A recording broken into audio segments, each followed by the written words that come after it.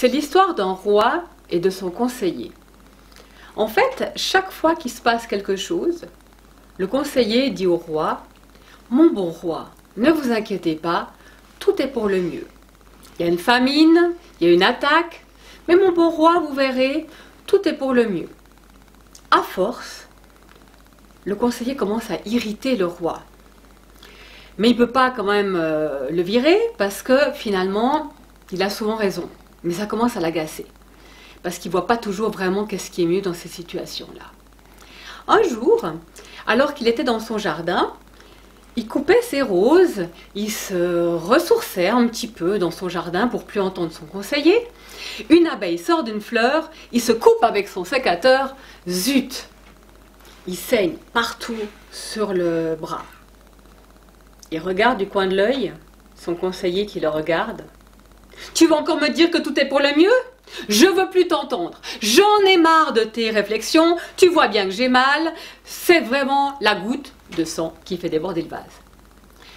Je vais t'emmener dans un puits sec, en plein soleil, et tu vas voir si tout est pour le mieux. » Il prend son cheval, tagda, tagda, et hop, il va amener le conseiller et il le jette dans le puits sec. Il s'en va, rentrant tout fier de lui par la forêt. Enfin, tranquille. J'ai pu entendre sa phrase et ses petits regards en permanence. Mais dans la forêt, il y a des brigands qui l'attaquent, qui l'enlèvent de son cheval, qui l'attachent et bien attaché l'amènent dans leur village. Dans leur village, il y a une prêtresse qui sacrifie les êtres humains pour avoir de bonnes récoltes. Et le roi va servir à ça.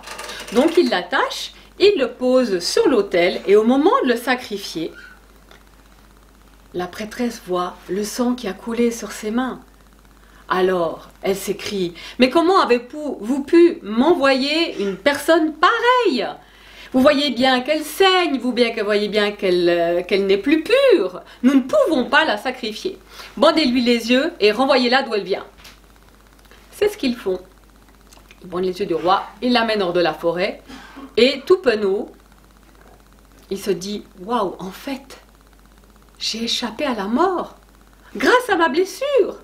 Mais tout est pour le mieux. » Ah oui, tout est pour le mieux. Oh mon Dieu, mon conseiller, il avait raison. Et lui, il est en train de croupir au soleil dans ce puits sec. Vite, il va le rechercher. Donc il retrouve son beau destrier, il va le chercher et il le sort et il dit: « Mon conseiller, je suis désolé. » Il l'aide à sortir. « Vous aviez raison. Même les plus petites choses, vous avez raison, tout est pour le mieux. Mais vous, j'ai quand même un doute. Je ne vois pas ce qui était pour le mieux, le fait que vous ayez croupi pendant plusieurs heures en plein soleil, vous êtes tout sec là. Dites-moi pas que tout est pour le mieux. » Bien sûr, mon bon roi. Parce que si j'avais été avec vous, moi je n'étais pas blessée. C'est moi qui aurais sacrifié. Donc tout est pour le mieux.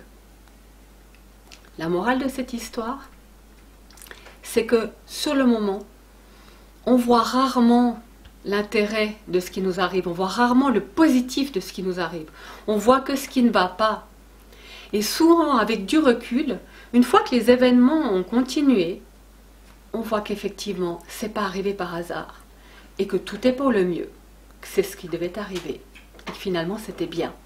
On en a appris quelque chose, et ça a été positif comme impact dans notre vie.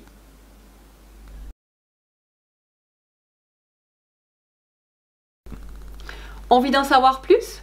Envie d'aller plus loin? Contactez-moi.